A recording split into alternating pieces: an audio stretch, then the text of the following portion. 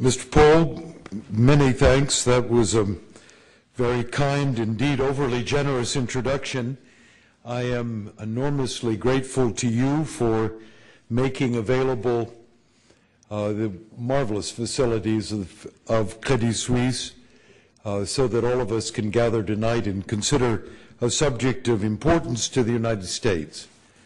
I am equally grateful to Noel Latif for inviting me to be part of this gathering. Noel and I began talking about a moment to come together and consider Kosovo some months ago, and no time quite seemed right. The crisis remains today in full swing, and so this moment is probably as good as any. I'm also delighted to be in the presence of many, many old friends. Bill Lures and Wendy in the front row. Wendy will not admit it, but she has been a major figure in trying to ensure that Kosovo emerges as not only an independent state, but a democratic state that is inclusive and treats all of its people fairly. So Wendy, thank you for your work, and I'm delighted to be in your presence tonight, and any difficult questions I'm going to send your direction. Ladies and gentlemen, the starting point is, as Mr. Paul pointed out, a month ago, yesterday, the 17th of February, Kosovo joined the ranks of independent nations. Independent, yes.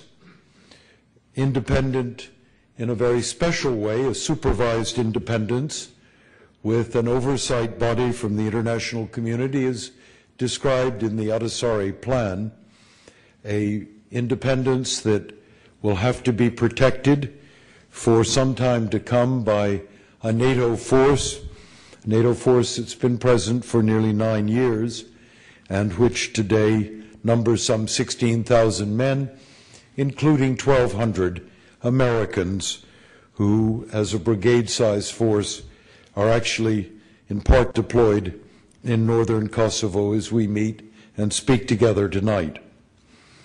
The event of Kosovo's independence, to me, is an enormously important event, not only for the United States that has invested so much in that country and in the region, but for Europe, and by extension, the rest of the world.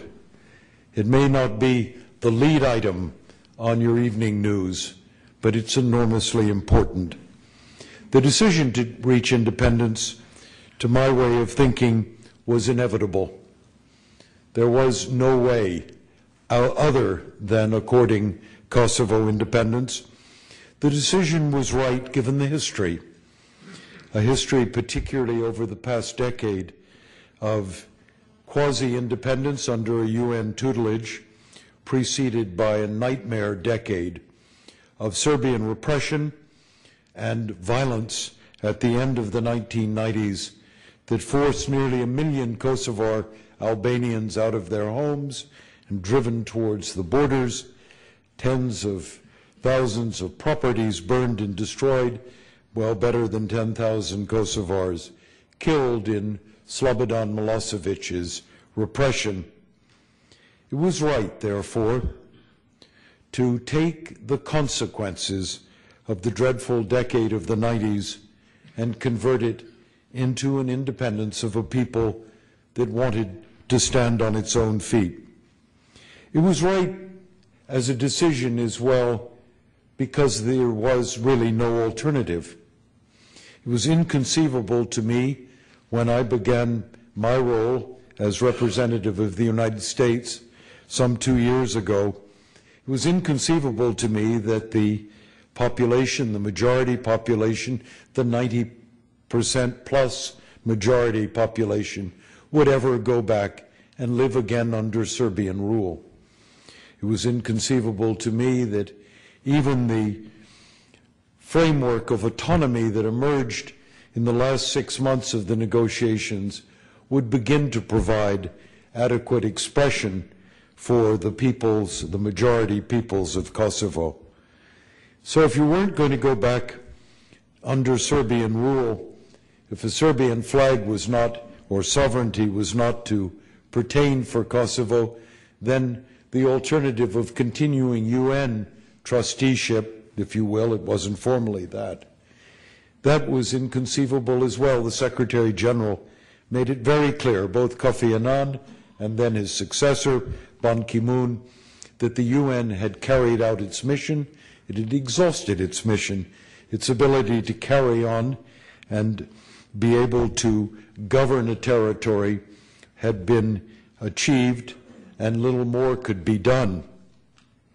I say that because there are many friends of the great institution of the United Nations in this room tonight, and I ask all of you to think about our responsibilities if we want the United Nations to be able to hold the receptacle while peace is negotiated and made. Then one has to let the UN off the hook when the job is done. You cannot forever condemn the United Nations to try to hold in place a situation which we, members of the international community, cannot resolve politically. Excuse me. So Kosovo, settling Kosovo, reaching final status was important for the United Nations. There was not a choice. There was neither a return to Serbian sovereignty nor a continuation of the United Nations. And if one was to reach final status, then independence was the only logical outcome. But I'm going to argue, furthermore, the decision to reach final status and arrive at independence for Kosovo was right for a number of other reasons, all important to us as Americans. The first reason is that until Kosovo was settled, until there was a definition of its future, until its borders had been set, the crisis that roiled the 1990s and over the breakup of the former Yugoslavia would not be over. Kosovo was the last of the Yugoslav territories that cried out for definition. And until that definition occurred, everyone in the region would be sitting on the edge of their chairs, notably Serbia, which needs to have an opportunity to reflect on its own future, decide where it wants to go. And as long as Kosovo remained undecided, Serbia would be undecided about her own future. But I also believe that settling Kosovo now makes it possible, not immediately, but possible, for the region of southwestern Europe and the Balkans to begin to evolve towards a better future, to be part of the European Union. And like those other elements of the other recent additions to the European Union, to find ways to bury the problems of ethnicity in a greater European economic family and a political family. Look today across Eastern Europe, where ethnic problems were part of our realities, Hungarians in Romania, Hungarians in Slovakia, minorities in the Baltic nations. There is a way inside of Europe to work out the rights of minorities, and therefore the EU is a necessary outcome. Kosovo's settlement now means that every piece of the Balkans can look towards inclusion in the Brussels family. But I think furthermore, for us as Americans, with Kosovo settled, the last serious territorial quarrel in Europe has been put behind us, and we can literally contemplate a free, whole, and secure. And until Kosovo was settled and settles down, a job still to be done, that prospect was not likely. I was proud, finally, to be part of American diplomacy during better than 2 years, in which we set our minds on retying bonds of communications, common action, common reflection with our European friends and forging common diplomacy. It was that diplomacy that carried us together throughout the negotiation and on through Kosovo's independence. But it was a long road. For all of us today, perhaps that road began in 1989 on the field of blackbirds, the great historical site of Serbian nationalism, when Slobodan Milosevic annulled the autonomous institutions of the province of Kosovo. And during the 90s, when Albanian Kosovars were forced to study underground, try to exercise their rights in furtive manners, ending in the dreadful events of 1999, the intervention of NATO. It was a terrible period in the life of any people, and it ended in a moment of the worst ethnic cleansing modern Europe had known. But that wasn't to be the end of Kosovo's misfortune. Though the United Nations was present and NATO present in 2004, such were the tensions between the communities. In March of 2004, violence broke out again, and this time many Serbs suffered, fled the country, properties were destroyed. But at least the international community was brought to its senses and recognized that it could not stand idly by and leave Kosovo aside, languishing under a UN protectorate, but rather it had to be settled, and a political settlement was required. It was as a result of those events of 2004 that eventually the Secretary General, at the urging of the United States, Britain, France, Italy, Germany, Russia, asked for an international arbitrator, and former Finnish President Martti Ahtisaari, who had played the role of consequence in 1999 in convincing Slobodan Milosevic to withdraw from Kosovo in the first instance, was given the job as the Secretary General's representative to negotiate a final status conclusion. I was party to Martti Ahtisaari's negotiation for those 18 months plus. He worked with incredible diligence to try to find bridges across the gaps between Kosovars of all ethnicities, to find ways of accommodating Belgrade's most important interests, find ways of satisfying the aspirations of the majority population. And he developed a plan, the Ahtisaari proposal, which came to light just about a year ago now, which was taken to the Security Council.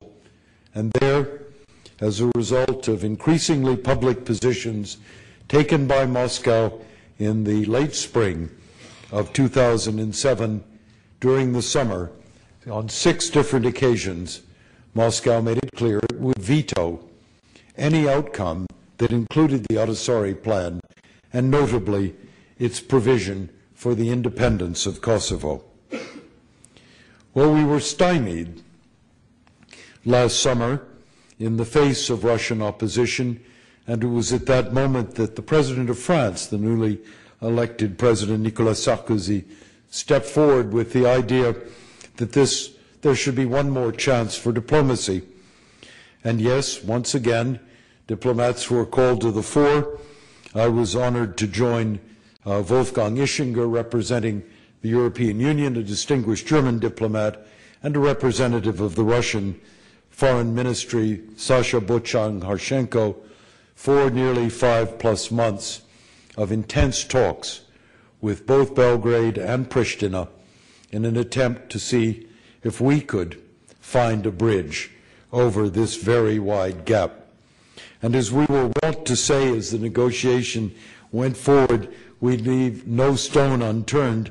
We indeed did not. We explored every avenue possible, and none found favor with the two sides. And so on the 10th of December, in our report to the Secretary General, to the contact group and the Secretary General, we were forced to conclude that there was no common basis for a settlement, and by derivation, the time was right to reach a decision. Not a one of us who ended the negotiation in December looked to the future with equanimity. There were huge risks that we could imagine the territory would face. You could imagine violence. It wasn't to be excluded that with the sensitivities involved, that there would be elements inside of Kosovo that would rise to seek retribution. Couldn't rule out either that there would be those who in the Serbian community would strike back or cross the border to make Serbia's case. Couldn't rule out the fact that the problem could spread elsewhere in the region.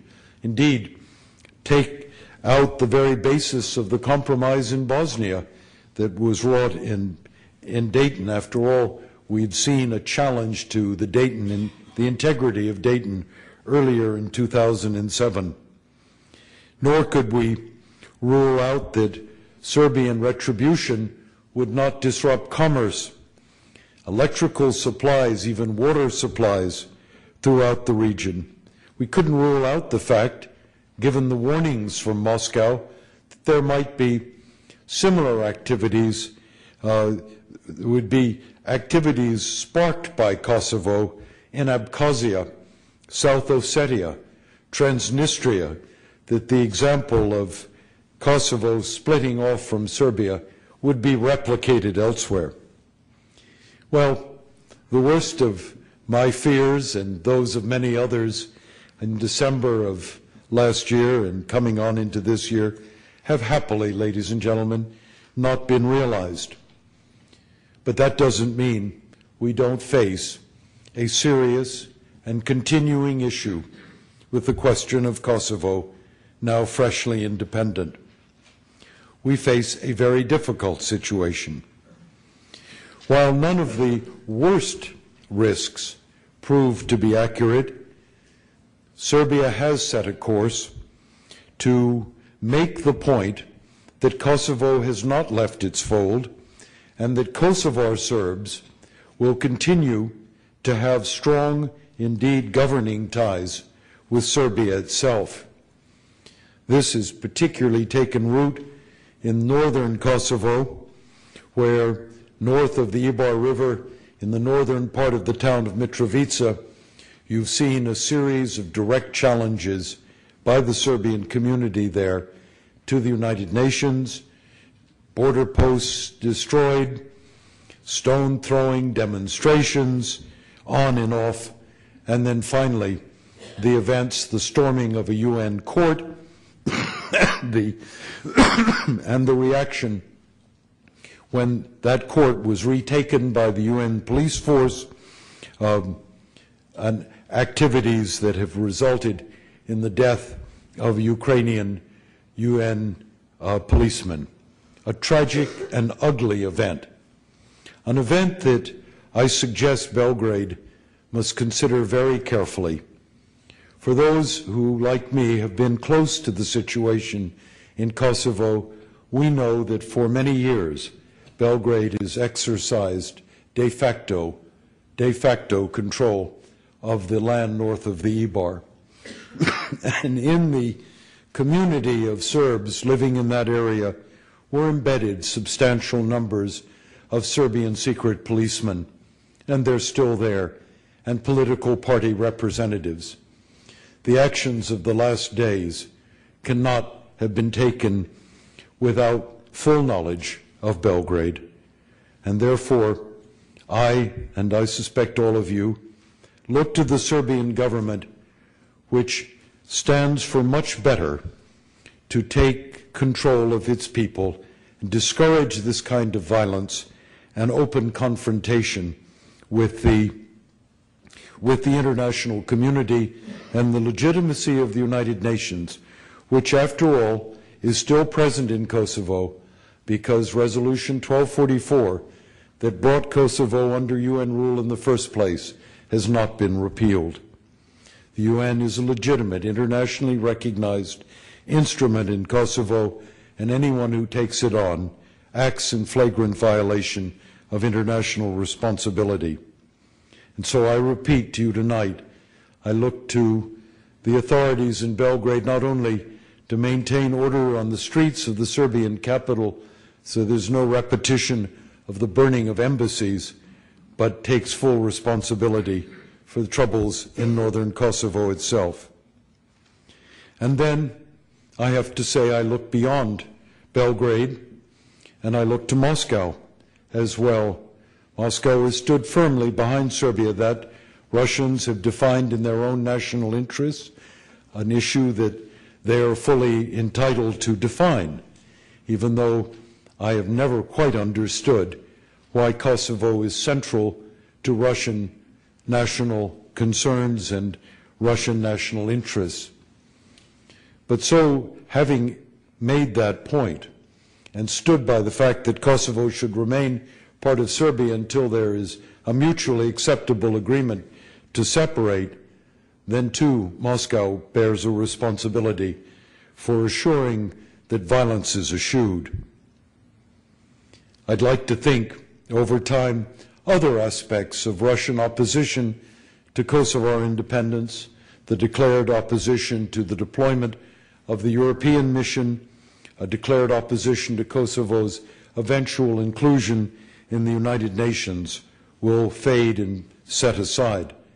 It is my view that Russia has found itself largely isolated in Europe and by this country in the attitude that it is struck towards Kosovo.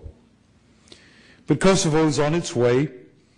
As Mr. Paul noted, a number of nations, principal European nations, have recognized the country, as has the United States. Today, I'm pleased to tell you that Japan and Canada both followed suit and completed their recognition. Important gestures on their own, for now there is a critical mass inside the World Bank and the international financial institutions to be able to bring Kosovo into those bodies and make it possible to mobilize the international public funding that will be required to build Kosovo's infrastructure and begin to web it into the modern Western Balkans. But whatever the degree of international recognition, Kosovo is a troubled place and will remain a fragile entity for some time to come, and that all of us recognized in the pursuit of the settlement. And that's why Marty Ahtisaari's plan called for a period of supervision to make certain that the rights of minority populations in Kosovo are fully protected. They are.